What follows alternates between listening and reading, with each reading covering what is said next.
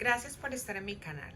Hoy hablaremos acerca de los conceptos específicos y generales que se deben de tener en cuenta en cuanto a los cuidados postquirúrgicos de las cirugías de cabeza y cuello, bien sea médicas, maxilofaciales, estéticas o no. Esta es la segunda parte. Gracias por estar aquí. Por favor, darle like y si puedes compartir con alguien más a quien creas que esta información le sirva. Entre otros aspectos generales, mencionemos el primero, el reposo. Este puede ser absoluto, es decir, descanso permanente en cama o relativo, en el cual se recomiendan actividades que no requieran esfuerzo mayor y se restringen otras que sí lo precisen, como son levantar objetos pesados, conducir. Dependiendo de cada operación se indicará el reposo de manera más específica. En cuanto al ejercicio físico, podría reiniciarlo hacia la cuarta semana aproximadamente, teniendo en cuenta algunas variaciones en este patrón, dependiendo del tipo de operación y del comportamiento, por supuesto, de cada organismo, de cada persona. 2. Antibióticos. Se utilizan de manera preventiva con el objetivo de proteger al paciente de potenciales riesgos infecciosos. Siempre los prescriben los médicos. 3. Analgésicos y antiinflamatorios. En general, todas las operaciones pueden producir incomodidad, inflamación transitoria, entre ellas dolor también. La gran mayoría de los operatorios no reducen la molestia. De hecho, a veces es tolerable el dolor y la inflamación, pero siempre es el médico quien lo debe recomendar. Cuidados locales. Después de cualquier intervención se deben practicar curaciones periódicas de las heridas resultantes. Es decir, se practican por parte del paciente en su residencia y también en el consultorio y el equipo postquirúrgico que está ayudándole a esa persona en su recuperación. Lo más importante siempre es la limpieza y el lavado de las heridas quirúrgicas. Algunas veces se cubren con gasa o con apósitos y en otros casos se dejan descubiertas. Depende. Se indica frecuentemente la utilización de frío local para que esa inflamación y ese dolor disminuya. De manera igual de importante, se recomienda evitar al sol por al menos 4 a 8 semanas. ¿Por qué? Porque el sol puede provocar hiperpigmentación de la piel y además aumentar la inflamación. Es de vital importancia el control médico postoperatorio periódico por parte del cirujano que realizó la cirugía, ya que de esa manera él podrá tener una visión adecuada de la evolución del proceso de cicatrización y cómo van los resultados de su cirugía. En cuanto a la alimentación, en algunos casos se recomienda tomar alimentos que no requieran un gran esfuerzo para masticar. Es decir, que sean de fácil digestión. Es porque a nivel de la fase preparatoria y oral del alimento puede que ya no haya suficiente fuerza, coordinación y eficiencia durante la masticación de los sólidos. Sin embargo, el médico tratante o el nutricionista debe sugerir el contenido nutricional y la carga calórica por ingesta diaria de acuerdo a cada usuario. Los drenajes aspirativos. Los llamados sistemas de drenaje utilizados como medida de cuidado postoperatorio en numerosas intervenciones son usados con el propósito de facilitar la salida de líquidos y fluidos que se pueden acumular en determinadas áreas después de los procedimientos quirúrgicos. Existen incluso diferentes materiales en su elaboración, aunque básicamente existen unos abiertos que simplemente mantienen un espacio que facilita la salida del líquido y otros son cerrados, los cuales succionan por medio de presión negativa. Sin embargo, aclaremos, existen diferencias de opinión entre un cirujano y otro si los usa o no. Siempre será el especialista el encargado de recomendar si utiliza tubos de drenaje o no. Las fajas faciales y vendajes. Dentro de los cuidados postoperatorios de algunas intervenciones faciales se encuentra la utilización de fajas, la utilización de vendas, es presoterapia postoperatoria. Estas tienen un propósito específico, que es ejercer presión moderada sobre las zonas que han sido vaciadas o despegadas por dichos procedimientos y así mantener cerrados estos espacios resultantes para que no se acumulen de líquido. La presión de estos elementos debe ser siempre moderada y vigilada periódicamente por el cirujano, quien recomienda los ajustes necesarios en caso de que tengan que reducir la medida de las fajas. La utilización de las fajas y los vendajes, así como los drenajes, está muy difundida en la mayoría de los cirujanos, pero también puede ser motivo de discrepancia de algunos, si lo usan o no. Es el médico tratante quien debe recomendarte y tú debes de seguir, por supuesto, sus instrucciones. No se sorprenda por el aspecto hinchado y amoratado los primeros días. Recuerde que en pocas semanas la apariencia de la piel va a llegar a ser normal. La mayoría de los puntos de sutura se retiran 5 días después. Inclusive las grapas en el pelo se retiran un poco más tarde. Esto siempre es de acuerdo a la cirugía y de acuerdo a la indicación del médico. Evitar fumar. La importancia de esta recomendación se debe, entre otras, al efecto nocivo de los tóxicos del cigarrillo sobre la microcirculación y, por tanto, a la reducción en la nutrición y oxigenación de los tejidos, lo cual entorpece el proceso de recuperación y cicatrización.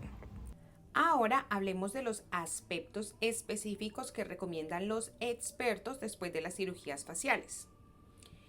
El primer día podría eliminar acúmulos sanguinolentos, manchando un poco más las gasas y apósitos que cubren las zonas operadas. Esto es normal. No debe angustiarse. La compresión de la venda no solo es importante para ayudar a eliminar estos fluidos, sino que debe ser utilizado durante las 24 horas hasta que su médico le indique. Buena parte de las actividades las podrá retomar hacia el tercer día de la cirugía. Algunos puntos pueden retirarse entre el sexto y el 10º día y otros se retiran a los 21 días. Siempre esto es bajo recomendación médica. El uso de la piscina se debe evitar en las 2 primeras semanas, pues esto puede favorecer infecciones. El deporte y actividades físicas las podrá retomar nuevamente después de la 3ª o 4ª semana después de la cirugía. Podrá tener disminución de la sensibilidad, hormigueo o prurito, que es picazón en las zonas operadas, pero esta puede irse en meses, inclusive en días. La idea es que vuelva todo a la normalidad. Podemos resumir entonces las indicaciones específicas. Reposo en cama 24 horas, luego reposo relativo por 3 días adicionales. Al día siguiente está en capacidad de levantarse y deambular. Se podrá duchar y lavar el cabello. Evite estar acostada después de la primera semana, podrá usar nuevamente su maquillaje. Después que el médico retire la primera cura, las gasas se retiran a diario y el mejor momento para esto es después de la ducha. Para esto los médicos recomiendan el uso de solución yodada, el betadine, limpiar con suero fisiológico o agua hervida en su defecto y después secar, aplicar una gasa limpia y estéril. Utilizar la venda médica posoperatoria, por supuesto, como le indique su médico, y no se alarme si la piel está hinchada y amoratada. Evitar pintar el cabello por un mes. Asistir con regularidad a las sesiones de drenaje linfático posoperatorio facial indicadas por su médico tratante. Estas son fundamentales para la adecuada evolución de la zona tratada. Si la piel está muy seca, aplique alguna crema hidratante después de la primera semana, pero no en las incisiones. Durante algún tiempo es probable que la persona sienta prurito, punzadas, comezón o ardor en las zonas tratadas y en las cicatrices, así como molestia, incomodidad, a veces un poco de dolor. Inicialmente puede que surjan alteraciones en la sensibilidad, disminución de tacto o las texturas, a veces hormigueo es normal. Esto puede demorar a veces hasta 6 meses, pero siempre debe volver a la normalidad. Generalmente las personas se pueden reintegrar a sus ocupaciones cotidianas después de la primera semana. Al inicio, recuerde no dormir siempre de un lado o del otro ni boca abajo. Evite extenuantes actividades que requieran mucho esfuerzo físico y sobre todo descanse y permita que su cuerpo emplee la energía para su curación. Al principio la cara puede parecer extraña porque está inflamada y hay depósito de líquidos. Incluso los movimientos faciales pueden parecer algo lentos. Puede persistir moretones o hematomas durante las 2 o 3 semanas previas a la cirugía, pero es normal que esto suceda. La mayoría de las personas vuelven a trabajar después de la segunda semana.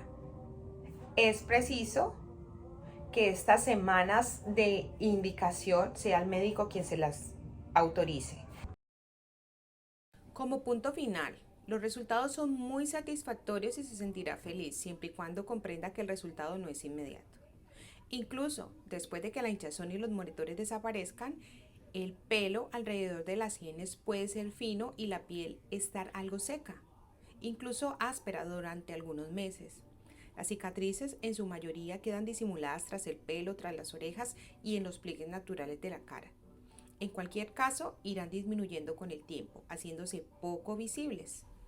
¿Existen riesgos y complicaciones después de las cirugías faciales? Claro que sí. En cualquier procedimiento quirúrgico invasivo puede suceder.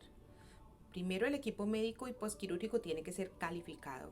Sin embargo, cada persona tiene una anatomía específica, unas reacciones físicas y unas capacidades de curación distintas, y por tanto los resultados no son absolutamente predecibles. Puede presentarse alguna complicación como hematomas.